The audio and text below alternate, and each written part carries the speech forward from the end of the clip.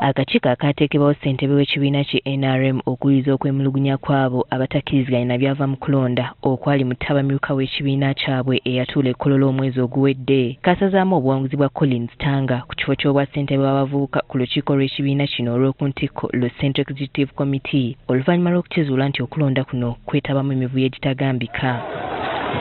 Oluvannyuma lw'okutegeeza nti okulonda kuno kulina okuddibwamu kaalagira akulira ebyokulonda mu kibiina ki NRM Dr. Tango Doi obutabeerako walabikira wonna mu kulonda kuno olw'okuba nti mutabani we y'omu ku bali mu nsiike nga kino era kye kyavaako ne kalumanywera mu kulonda okwasooka.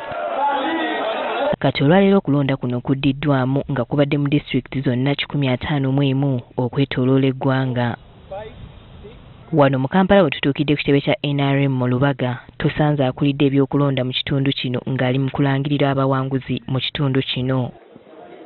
Shafik Mbabali mwana mugimu avuganya ku kifo ky'amawulire mu kakiiko k'abavubuka wabula ye alondedde ku kitanda oluvannyuma lw'okufuna akabenje bwe yali atalaaga eggwanga ng'anoonya obuwagizi. Bwe nali ntabaala eggwanga lino kuba abannonda be bavubuka aba disitulikiti abataano mu Uganda yonna nenfuna akabenje akanviirako okukosebwa ku lukizi nemba nga ndi wansi.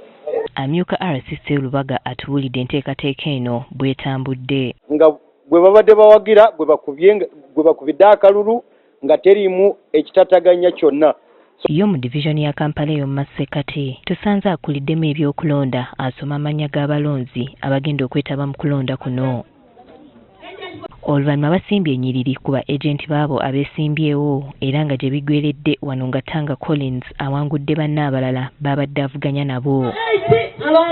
Eno twogeddeko n'abamu ku beesimbyewo ne batubuulira akalulu bwe katambudde. Mu kusooka twabadde tetulowooza nti akalulu kanaabeera transparent naye afazaali abantu abalonda ku buli district beebo bennyini abalonzi be bamanyi. Katambudde bulungi nnyo, tetubadde na buzibu bwonna, tetubadde na nkaayana ebaddewo ekkololo era twebaza entegeka eno gye batuleetedde ku ground yaffe. Kyokka bano balina obweraliikirivu ku buti ebivudde mu kulonda bwe bigenda okutuuka ku kitebe ky'akakiiko k'ebyokulonda. Tukoze twatadde ba agents baffe mu bifo byonna era tulina ba agents ku main tale center okusigala nga bakakasa nti oba bye balangirira ku tale center eri main byebyo byennyini biri ku DR forms era DR forms tuzirina. Emakindye tusanze okulonda kugenda mu maaso era nayo kutambudde bulungi. Salim Uhuru amyuka ssentebe wa NRM mu Kampala atubulidde engeri akalulu kano bwe katambudde mu kitundu kye. Division 5 ya Kampala district botambula Kawempe batambudde bulungi, mbadde Lubaga batambudde bulungi, tuli mu Kampala Central.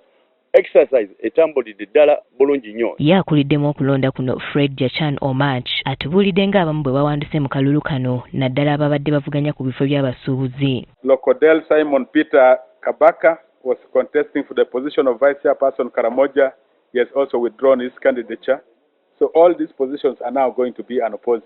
And at the appropriate time, we shall tell you which are the candidates who have gone unopposed in the Entrepreneurs League. Wetukoledde emboozi eno ng'akakiiko kakyakuŋŋaanya ebivudde mu disitulikiti 151 kalyoke kalangirira abawanguzi.